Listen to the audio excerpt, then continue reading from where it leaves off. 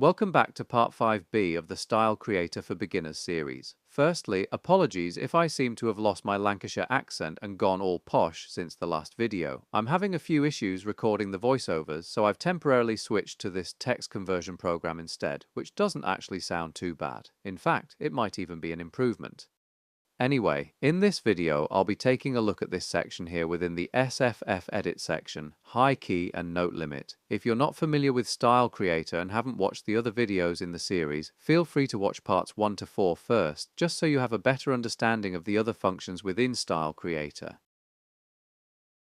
To help better understand this video, it's important to know that every single key on the Genos is assigned a note letter for the pitch and a number for the octave it sits in. Here's a picture for reference. It's worth noting that even though this picture shows the letters E0 to G6 on the keys, this can change depending on the voice you have selected, as many voices are preset to play at different octaves. For instance, pressing the key listed on the diagram as C3 may show as C1 in step edit when using buzz bass because this voice is set to play 2 octaves lower, as can be seen here in the voice settings screen. So, the high key and note limit, we find this option within the SFF Edit section of Style Creator, and when we press high key and note limit on the screen, a new window pops up telling us which is the high key for this channel of this particular style, and which notes are the note limit low and note limit high of this channel for this style. And it's worth noting that each channel within the style can have a completely different set of values.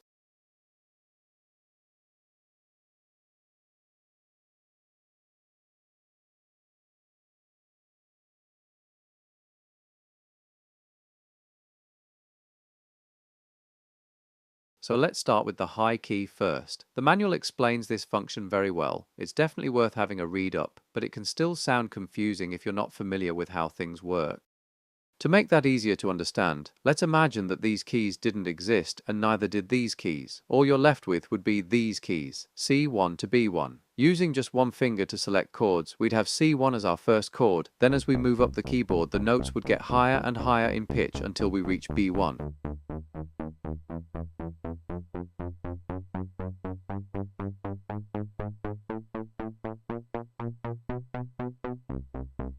So let's say we play C, F, G. We press the C1 key, which gives us our first chord. Pressing F1 gives us our second chord, which is higher in pitch, and then finally the G1 chord, which is higher than the C and F in pitch. So in this setup, our high key would be B1. When we select a style on the Genos and play a chord within the accompaniment section, we have all these keys here to press to create our chords, but the Genos itself only allows for one whole octave to be playable.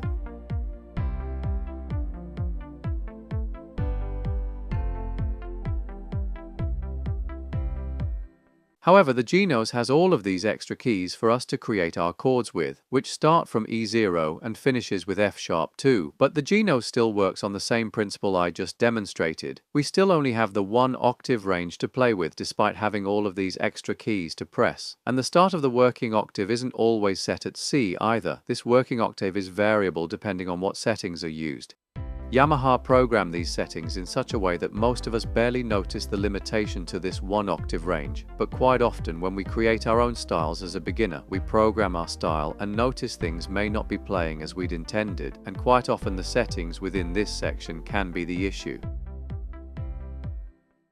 Now we have all of these keys to press to create chords, but remember, we only have the one working octave. There will be a starting point for this working octave and there'll be an end point where if you press a key past this point, it will start playing back at the lower end of the octave even if the key you press is further up the keyboard. If I press E0 and work my way up the keyboard, at first it may sound like the pitch is getting higher all the way up, but you'll notice that E0 and E1 are the same pitch because of this one octave limitation.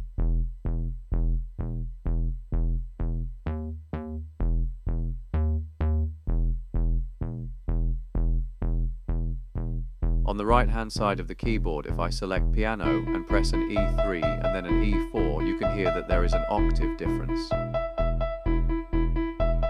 But when I press the E0 and the E1 when the style is playing, they sound identical because the Genos limits us to that one working octave. On this style, the high key is set at E flat, so the style will play higher from E0 to E flat 1, but then it'll play E1 at the same pitch as E0 because of the octave range limit. Without this limit, there'd be risks of instruments playing outside practical limits, and musically, it could sound very strange. But because of this limitation, you do have to take steps to ensure each channel will sound acceptable when progressing through the chords. Each channel within a style can have its own high key setting, and if you select a style and have a flick through the various channels, you'll probably see a variety of settings. We can also play the style to find the high key, although sometimes it does take a good ear to hear the subtle difference. So, for this channel on this style, if I press C0 and C1, you can hear they are the same. If I press C and then C sharp, you can hear the rise in pitch. As I make my way up the keyboard, you can hear the rise in pitch until suddenly you can hear the pitch drop an octave, even though the key I'm pressing is higher. That's because I've now reached the high key that's been set up for this channel. So what should this high key be set at if you create your own style? Well, unfortunately, there isn't a one setting covers all setting. It can all depend on what you're trying to achieve. Have a look through some of the preset styles and see how Yamaha have set up their high keys. But one important thing to note is that these settings will only come into play when the NTR parameter is set to root trans. When you initialize a style, you can to some degree play a melody, for instance, on any channel, but you'll need to look at all the available settings. As an example, if you initialize a style and select the phrase 1 channel and record a short melody, and then record the same melody to phrase 2 and play them back using accompaniment, things don't play back the same.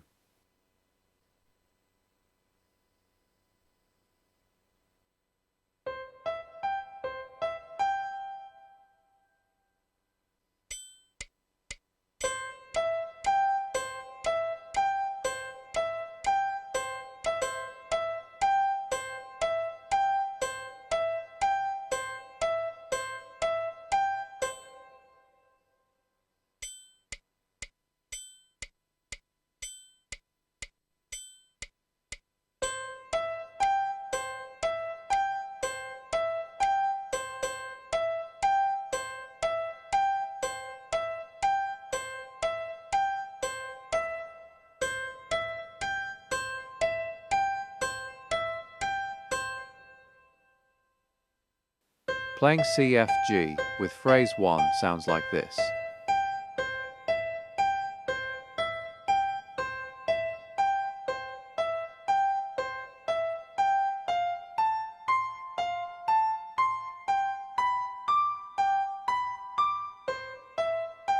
Playing CFG with phrase 2 sounds like this.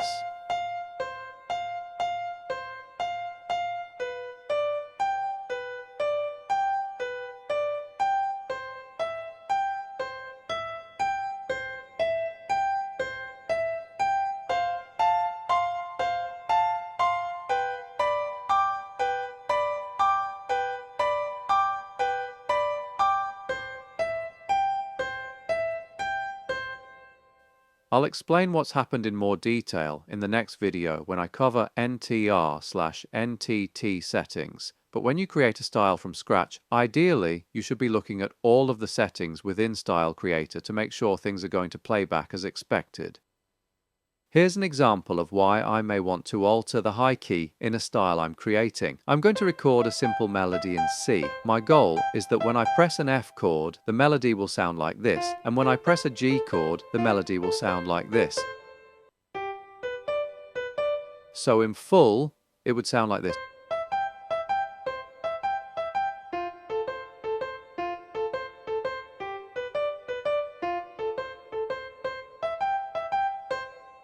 So first of all, I'll record the melody.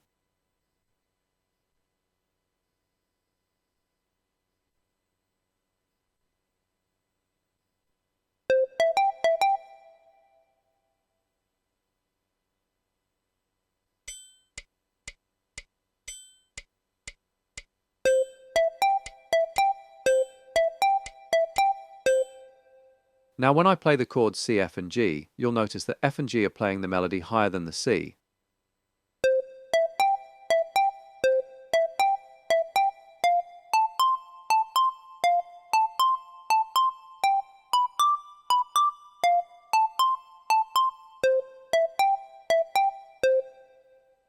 But I wanted it to sound like this, where F and G are lower than the C.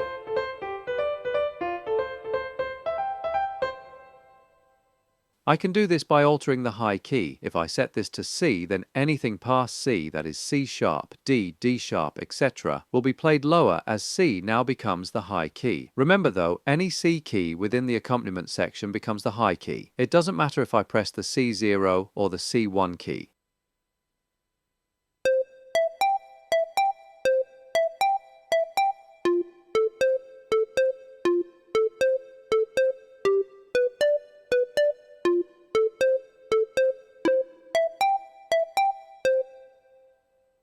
If I press this C key here and then press this D key here, the D will play lower regardless of its position on the keyboard.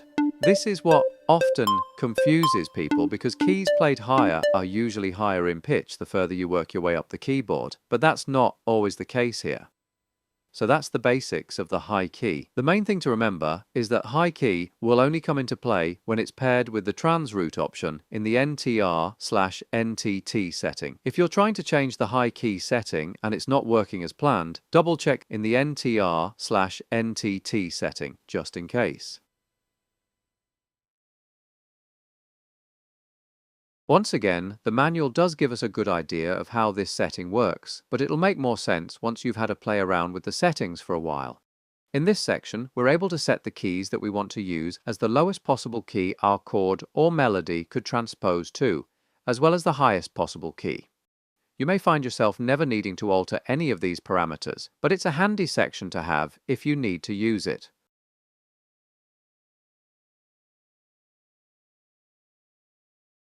When you select the note limit low and high section, you'll see the limits that have been set, and these can be adjusted very easily. Just be mindful that whatever settings you choose, you do have to have at least a 1-octave range set. The idea behind this setting is so you can adjust a range that suits a particular instrument. For example, a piano may have a range of A0 to C8. Or a guitar may be playable from E2 to E6, or even lower if it's a bass guitar.